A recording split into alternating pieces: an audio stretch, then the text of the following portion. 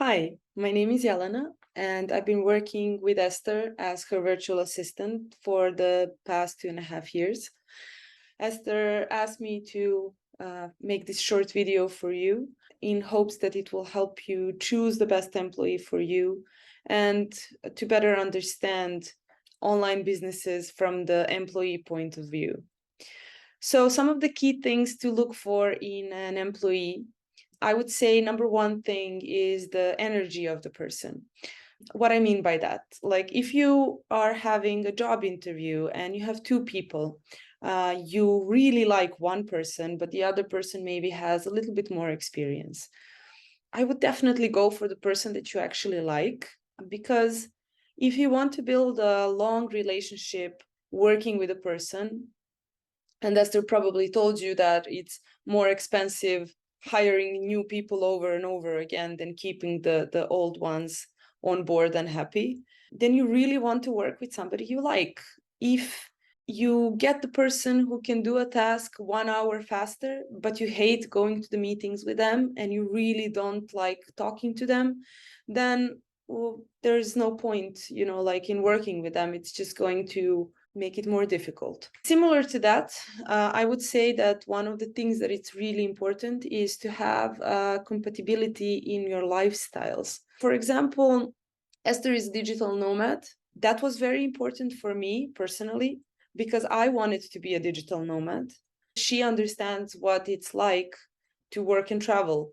If you are more of a person who enjoys the corporate life and the corporate way of working, you and me, we would not be a good fit, because I don't really want to work in a corporation and that doesn't bring me joy.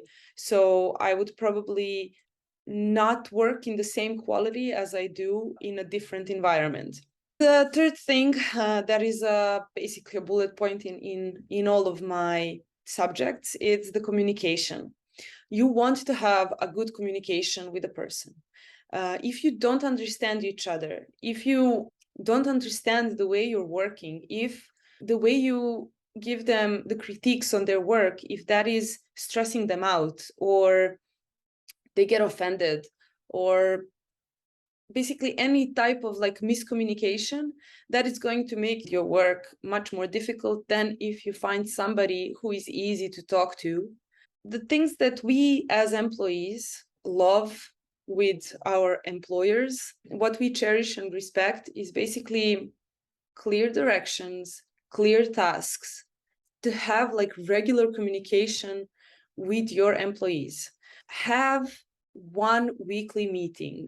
If you don't have time for that, have a bi-weekly meeting, but have meetings, live meetings with your employees. It's really important, especially working online. There is a lot of information that can get lost in emails. So another thing is build trust. Do the opposite of micromanaging. Onboard your employees properly. Take 2 weeks, take 1 month, take as much time as you need to onboard the person properly so that they know what is their job. And when they know what is their job, let them take the responsibility for what they're working on, and trust them that they're gonna do it correctly.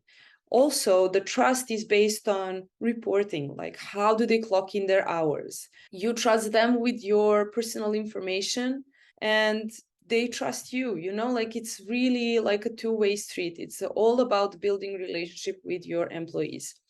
And the third thing is the freedom. People need to feel comfortable with you, to ask you for things. If I need to go to the doctor, I want to have the freedom to ask you and to know that it's not an issue if it's like something really important for me.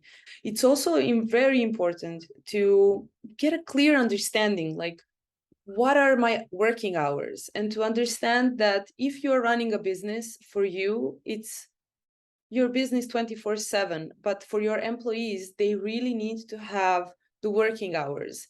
And as much as they respect it, you need to respect it as well. People really need to feel freedom to live their life and to, still have a job. That is one of the most important things. And the more you build relationship with your employees, the more they will want to work for you. and they will save you money, they will save you time, they will save you your nerves, because you're not going to stress out about them. So some of the key takeaways: again, get a clear understanding of the way you work together. Be very specific on the job description, on the working hours, on the salary, and on the bonuses, and on everything that the person can expect from you. Talk to your employees. Have assessment meetings where you discuss what they're happy about, what they're not happy about.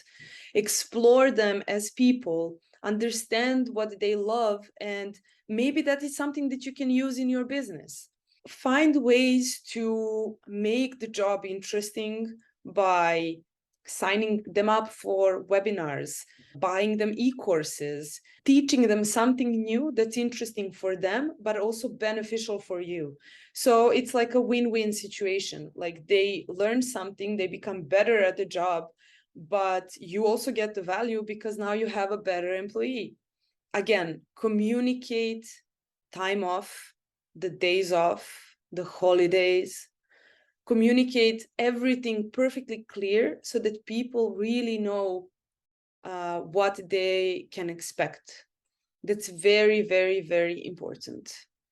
And of course, another thing is reward your employees after they've spent a certain amount of time working for you. When you feel they bring value, you reward them. Why? Because rewarding your employees motivates them to stay with you and work with you. And understand that even though we are not seeing each other, we're not going to the same office, we're still human. So we need to build this human connection. I think that those are like the most important things, like to not forget that you are actually working with people, no matter where they live in the world. They have the same worries, they have to pay the bills, they need to rest.